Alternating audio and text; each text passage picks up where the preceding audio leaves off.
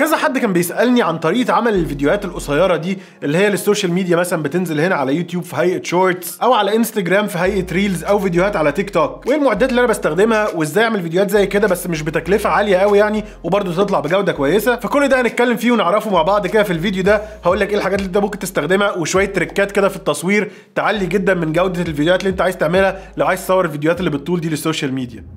يلا بينا.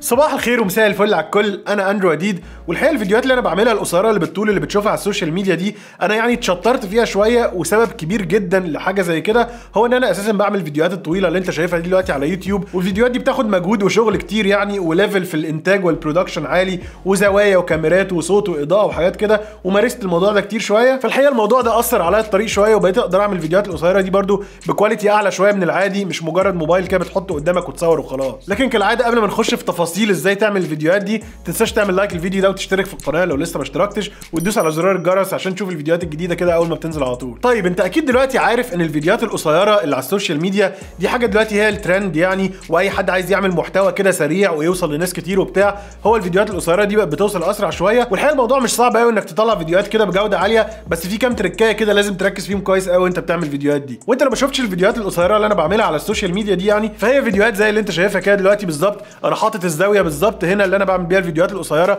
عشان ادخلها كده في وسط الفيديو اللي انت بتتفرج عليه ده، عشان برضه نبقى عارفين احنا بنتكلم عن ايه، وعشان نشوف الفرق برضه ما بين انك تصور بسيت اب معقد زي ده شويه وكاميرا بروفيشنال برضه وعدسه وحاجات كده، عن ان انت تصور بتليفون مثلا زي ما هنتكلم قدام شويه. وعشان تكون في الصوره معايا برضه، فاللي انت شايفه دلوقتي من الفيديوهات القصيره اللي انا بعملها، انا بستخدم عشان اطلع الفيديوهات دي كاميرا سوني ZV-E10، تعتبر كاميرا حديثه نسبيا، ما هياش اغلى حاجه في الكاميرات يعني البروفيشنال، وعليها عدسه من سيجما، والعدسه دي هي السيجما ال 16 مللي f1.4، والحقيقه دي عدسه برضه سعرها مناسب جدا وبتطلع يعني جوده رهيبه جدا. والصوت اللي انت سامعه دلوقتي ده متسجل من مايك رود، والمايك ده متوصل على جهاز ريكوردر اسمه زوم H6. انت مش تحتاج كل ده برضه عشان تطلع حاجه كويسه يعني. وعشان تبتدي تصور الفيديوهات بتاعتك على السوشيال ميديا، في 3 اركان اساسيين جدا هتحتاج انك تركز فيهم وانت بتصور. اول ركن هو الجهاز اللي انت بتصور بيه سواء كاميرا او تليفون. تاني نقطه هي الاضاءه اللي انا بستخدمها اللي بتنورني، ودي حاجه اهم بكتير مما انت متخيل يعني. وتالت حاجه هو الصوت اللي انا بستخدمه برضه علشان تسمع منه الفيديو ده، لان قد يكون الصوت اهم من الصوره كمان. لو انت يعني سامع صوت كويس لكن الصوره نص نص، ممكن تكمل الفيديو للاخر، لكن لو انت شايفني كويس بس مش سامع كويس مستحيل تكمل الفيديو. فتعال اقول لك ايه الحاجات اللي انت ممكن تستخدمها بتكلفه اقل شويه من السيت اب البروفيشنال الفظيع ده، عشان برضو توصل لليفل كويس جدا او انت تكون راضي عنه يعني، غير خالص ان انت تمسك الموبايل وتصور نفسك كده في وسط الاضاءه بتاعه الاوضه. فخلينا نحاول بقى دلوقتي من الكاميرا البروفيشنال دي للتليفون. دلوقتي بصورك بالتليفون، والتليفون ده هو الايفون 12 برو، ما هوش احدث حاجه من الايفون يعني، لكن انا بعتبر انك تقدر من اول ال 12 برو تصور بكاميرات كويسه جدا للتليفون، مش تحتاج ساعتها ان انت تصرف وتجيب كاميرا وعدسه والكلام ده لو انت يعني لسه في بدايه الموضوع. ودلوقتي انت لسه سامعني من نظام المايك البروفيشنال والكلام ده كله، لكن كده انت بقيت سامعني من مايك رخيص جدا هو اللي انا معلقه في الهدوم بتاعتي، والمايك ده هو البويا BY-M1. المايك ده يعتبر ارخص مايك انت ممكن تشتريه علشان تعمل الفيديوهات بتاعتك. ده مايك بسلك كده انا حاطه في الهدوم وموصله على التليفون على طول كده دايركت. المايك ده انا مش عارف سعره بالظبط دلوقتي قد ايه مع اختلاف الاسعار كده، بس انا وقت ما اشتريته يعني كان ب 300 400 جنيه او حاجه زي كده. تقدر ان انت بقى تشيك على اسعار كل الكلام ده كده وانت بتتفرج، عشان غالبا وقت ما هتكون بتتفرج السعر هيكون مختلف عن وقت ما انا بصور دلوقتي. والاضاءه اللي انا بستخدمها دلوقتي مش هتكون بعيده قوي عن الاضاءه اللي انا هرشحها لك عشان تستخدمها لما تيجي تصور فيديوهاتك، لكن تقدر تقول انك هتستخدم هاد من الاضاءه. الهاد ده من شركه جودوكس او اي حاجه، متثبت على ستاند ومحطوط عليه سوفت بوكس كبير كده، عشان كل ما يكون مصدر الاضاءه كبير وقريب ليك ساعتها الاضاءه هتبقى ناعمه شويه ومش حاده قوي على وشك، وده مطلوب لما تيجي تصور الفيديوهات عشان تطلع بجوده كويسه. طيب خلينا نبتدي بالمعدات اللي انت محتاج انها تكون موجوده عندك عشان تبتدي تعمل فيديوهات كده وتطلع معاك بقى بجوده كويسه. وزي ما قلت لك مش هعرف اقول لك الاسعار قوي لان الاسعار دي حاجه متغيره جدا، فانت خد كده الايتم اللي انا بتكلم عنه وشوف سعره ايه دلوقتي في الوقت اللي انت بتتفرج عليه وفي المكان اللي انت تتفرج عليا منه. اول حاجه هتحتاجها هو التليفون. وانا لما اجي اتكلم على التليفون، انا التليفون اللي استخدمته علشان اوريك حاجه زي كده هو الايفون 12 برو. تليفون يعني قديم سنتين 3، ما هوش احدث حاجه، لكن انا دايما بنصح ان لو عايز فيديوهات كويسه، لو انت معاك ايفون دي حاجه هتكون كويسه، ويعني ما ترجعش قوي ورا الايفون 12 برضو، عشان من اول ال 12 وانت طالع الكاميرات اتحسنت جدا. وطبعا لو معاك موبايل اقل من كده او اقدم من كده عادي جدا دوس بيه وابتدي صور، ولو لقيت الموضوع ابتدى يشتغل معاك يعني كويس، واحده واحده ابتدي طور وهات موبايل احسن، وبعد كده ممكن تجيب كاميرا لو انت عايز. تاني حاجه هتحتاج تجيبها هي ترايبود او حامل عشان تثبت عليه الموبايل، عشان دي حاجه يعني انت قد تكون مش مدرك اهميتها، وتحط بقى التليفون بتاعك على مكتب او ترابيزه او على الشباك وبتاع. الموضوع ده مش هينفع قوي، عشان انت هتحتاج انك تظبط الزاويه والارتفاع بتاع الموبايل بتاعك وانت بتصور، مش اي حاجه كده والسلام. تالت حاجه هتحتاج تجيبها عشان تثبت التليفون على الترايبود هو فون هولدر زي ده كده، شايف؟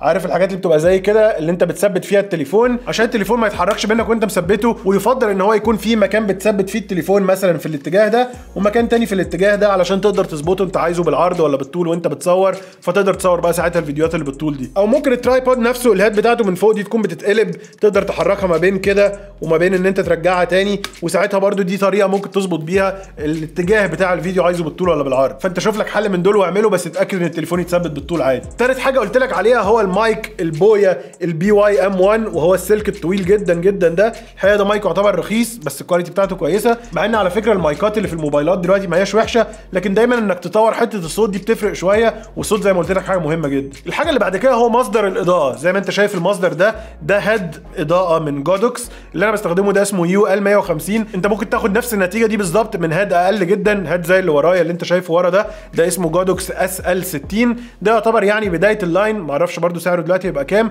لكن هات زي ده وعليه سوفت بوكس مثلا 80 سم ولا حاجه، هيديك يعني نتيجه كويسه جدا جدا عشان تنور الفيديوهات بتاعتك. والناحيه الثانيه بقى من الهاد اللي منور هنا هتلاقي برده هنا في اضاءه جايه على وشي، دي جايه من اضاءه صغيره كده زي الاضاءه دي. برده الاضاءه دي ما بتبقاش غاليه قوي، ممكن تلاقيها عند المحلات بتاعت معدات التصوير. دي كل وظيفتها ان انت بتحطها الناحيه الثانيه من الاضاءه الاساسيه عشان ما تبقاش الدنيا دي هنا مضلمه وبتاع، فالاضاءه الشديده بتبقى جايه من ناحيه واضاءه اخف شويه جايه من الناحيه الثانيه، فبتدي يعني اضاءه متوزعه كويس على الوش. واخيرا في الحته بتاعت الاضاءه دي تقدر تجيب تاني من الاضاءه الصغيره دي عشان بقى تنور الخلفيه اللي وراك. فزي ما انت شايف كده في هنا مثلا اضاءه مصفره شويه، وبعد كده مخضره، بعد كده بتروح هنا بتبقى اضاءه مزرقه، كلهم من الاضاءات الصغيره اللي زي دي كده، وتقدر توزعها زي ما انت عايز. خلصنا كلام على المعدات بقى، تعالى اقول لك على شويه تريكات كده ممكن تعملها وانت بتصور، هتفرق جدا في جوده الفيديو برضه. اول واهم تريكه وانت مش متخيل اهميتها قد ايه، هو ان انت تمسح العدسه بتاعه الكاميرا بتاعتك كويس جدا. عدسه الموبايل عاده بتبقى ملحوسه وانت ماسك التليفون كده، وبيفرق جدا ان انت تنضفها كويس قبل ما تصور، عشان الفيديو من غير ما تمسح العدسه ممكن تلاقيه مطبش